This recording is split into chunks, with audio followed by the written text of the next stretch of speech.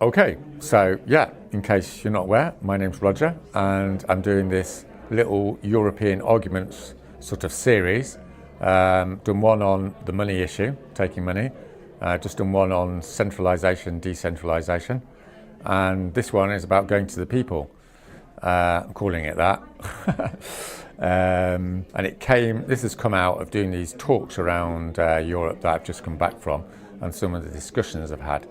And dare I say, it's probably the most important one. I mean, they're all important, okay? But if I had to choose one, this might be it. Might change my mind. But anyway, so why is this the most important one? Okay, so I was going around Europe, went to Amsterdam, went to Brussels, went to Paris, 200 people, whatever. And they all come in. And what I notice immediately is, well, they're all great people, right? Let me say that, right? You can tell they're great people, they're really animated, they're really serious, but also from only one, broadly speaking, only one cultural group, which is urban, educated, liberal stroke radical, okay? Very competent, fantastic, but there's a big problem, which is, with all due respect, they are not the demographic that are going to transform the global economy, okay? The demographic that's going to change them is the common people, okay? That's not a very exact phrase, so I'm going to come on to that in a minute, but let's just put that out there. So what am I talking about here? What I'm talking about is what in the political literature is called the paradox of political identity.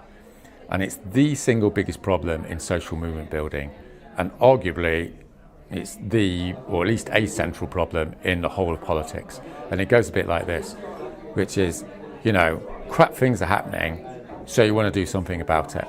So what you do is you go to a meeting and there's other people like you there because, there's people from a similar demographic that are worried about it, like, let's say, educated urban people. Not all of them, but let's say 1% of them. So that's great. So you have your meeting, everyone's sort of like you get on, you've been to the same university, you like the same music, you have the same sort of cultural attitudes. Fantastic. You're all mates, you want to go again. So you're going again the following week and it gets bigger and it builds up to say 100 people and it's fantastic and you're all the same. And the reason it builds so fast is because everyone's culturally similar. You talk in a similar way, have the same sort of etiquette. This isn't just about politics, it's deeper than that. But obviously everyone's, let's say, broadly left-wing and, blah, blah, blah. So that's great. But the paradox is the extent to which you're successful through building a social movement, through getting everyone like me to join it, you are unsuccessful in taking it to the next stage. Because at a certain point, you're going to run out of urban, sensible, educated people, and that's it. You're going to stay there. And you're not going to get onto the other demographics. But it's worse than that. It's when the other demographics come into that space, they immediately feel alienated. So this can apply to sort of, people of colour or whatever, marginalised people within the city, working class people, they're going to come in and go, hang on a minute, this isn't for me. And let me emphasise, this is not because people are being unpleasant or racist or whatever. Let's hope not anyway. It's just because they're different. And we're all like herd animals in that sense that we love to be with people that we like. And then, so it's those guys. And then also you might go out to, rural Belgium, let's say, and go to a farming town. And those people don't want to join you because, they think it's just those urban types. So you've got a geographical problem and you've got a class problem. The two things combined. So that's the paradox of political identity. Political identity is great for getting going, and it's a disaster for actually getting to scale. So the biggest reason why Extinction Rebellion has been successful in the UK, where it's a lot bigger than everywhere else, and this is my central point, is that we decided to go to the people first, rather than just being buddy with all our mates in urban liberal circles, let's say, or radical circles. So that had an actual concrete implication, which was we organised public meetings in village halls, town halls, small towns, rural areas, and told people this standard talk, which is, we're fucked, we need to do civil disobedience, break the law, and there's a pathway to action, which is to come down to London and sit in the road. So that's 3 elements to it, which optimise mobilisation.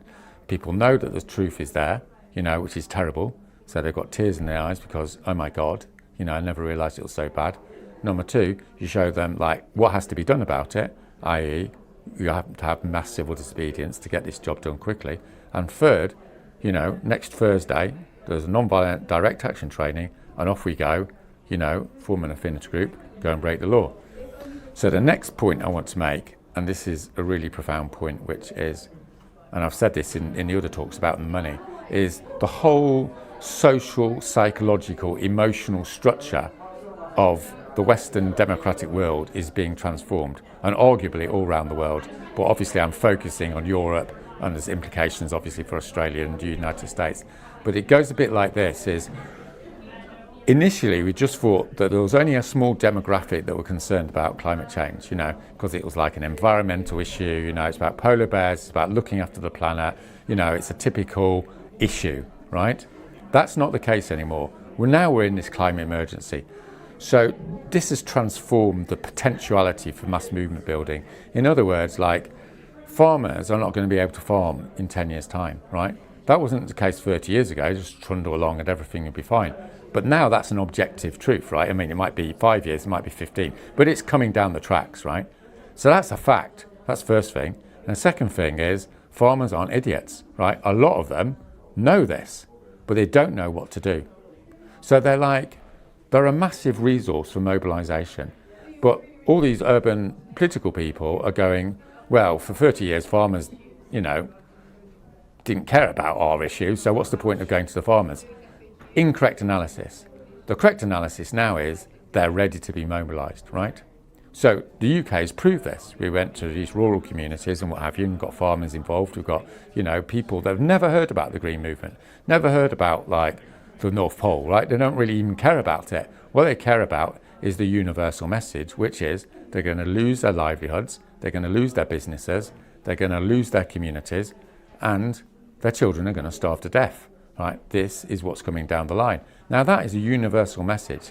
So this is the big sort of penny drops moment is, number one, if we're not going to get a mass movement, we're not going to get anywhere. So you're going to have to go to these guys anyway, because you're not going to fill it all up with liberal middle class people, because as everyone knows, 1% of liberal middle class people, radical middle class people will do stuff, but we also know loads of them just don't care because they've got too much skin in the game, and you know how it is.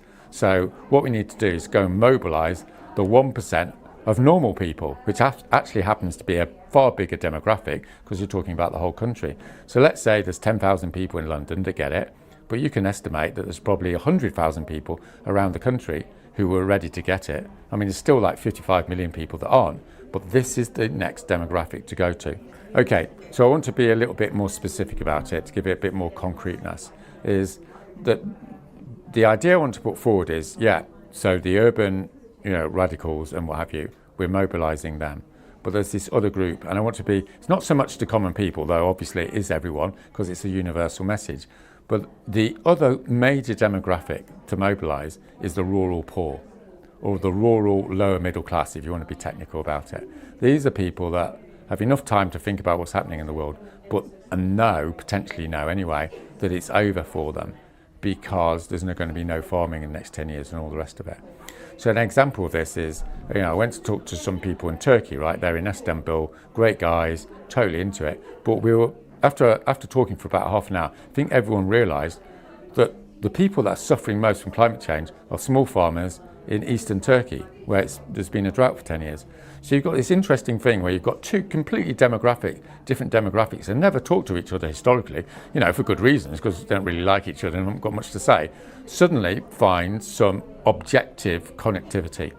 And that's what needs to be brought together through these talks.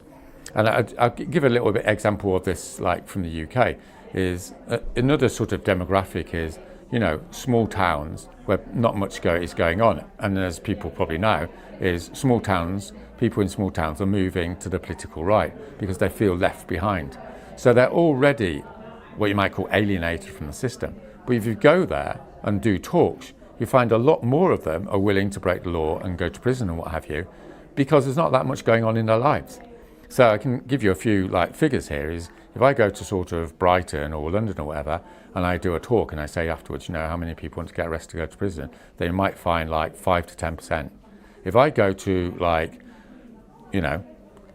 let's call it a depressed, English town like Scunthorpe or Sunderland, or go to Wales to Carmarthen or something like that, then I find it's about 30%. So that's a bit of hard, data there. And why is that? It's not because people are green or radical or right on or culturally acceptable. It's because they care about their kids and they haven't actually got that much going on in terms of skin in the game. So they're more prepared to go out into rebellion. So we're missing this massive trick here. And I want to say something, this might go on to 20 minutes, hopefully that'll be all right. I want to say something about specifically how to do it. Because I talk to people who know a lot about this, and I talk to people, in Brussels and what have you, and they're going, yeah, that's cool. They get it. But then, the big there's a big fear barrier, which is you go to some rural town in southern, Belgium. I mean, how exactly do you do this? Which is a good question. You don't just turn up and knock on the door of some community centre and say, hey, I'm doing this talk. But in actuality, that's sort of what you have to do. So there's a number of different ways. So I'm going to briefly go through them, and you're going to have to try a few different ways. I mean, obviously you've got a database, so you could send an email out to all the people in that rural area, maybe within 20 square miles, and say, I want to do a talk in the town. Can you find me a community centre or a church? And so I can come along and do it. And could you publicise it a bit, put posters up or something like that? So they'll do that for you. You just need to find 1 or 2 people in the region that will do it. Or if the worst comes to worst, you could just go and do it yourself. And then you do a talk, right? So don't expect anything dramatic. Maybe only 5 people turn up. I mean, maybe more, so that's great. But let's say only 5 people turn up. It's not the end of the world, because those are your 5 local people. And then what you do is you headhunt, as it were, the 2 that have got their head screwed on, and they're going to be most likely embedded in that community, right? And you say to those people, look, we didn't get many people here tonight, but we want to do it again in a fortnight.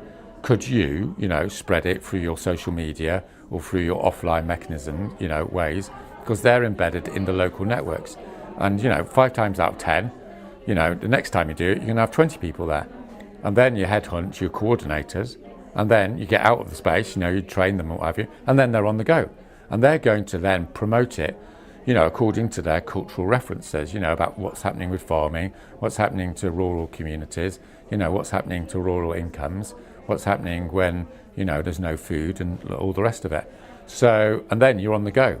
So it's not a matter of sort of just strolling up and suddenly hundreds of people turn up. You're going to have to work on it a bit. But the main thing is just do it, because through your failure, you'll actually work out how to succeed. So you might only get 2 people. It doesn't matter. You'll get some data and you think, okay, I'll do it again, and we'll do it slightly differently. And obviously, once you've got the local people involved, then they do it themselves, because then it's like people like me, because if I did it, they're going to think, who's that person? Well, if it's Mrs. Jones from down the road, you're going, oh, right, this is. And as my tour showed, lots of normal people are really animated about this. So because it's this universal issue. So I want to finish on this fundamental structural point, which is it's a numbers game, right? So even if, you don't really like this idea, let's say, and you don't really want to do it, no, you've got to do it, because all those urban people are going to starve to death if you don't get the numbers on the street. In other words, if you don't sort this crisis out. So how do we do that? By getting thousands of people. What's the quickest way of getting thousands of people? Build a mass movement. What's the quickest way of building a mass movement is stop being snotty about people who aren't like you. Go out and talk to people you don't particularly like, don't particularly connect with. And dare I say it, it will enrich your life. Because as I'm sure many people know, when you start mixing with people who aren't like you, you'll learn a lot about the world. So, there's a personal aspect to it as well. But at the end of the day, it's a numbers game. You need thousands of people on the streets of Brussels, Amsterdam, Paris, and this is how you're going to get it done. So just do it.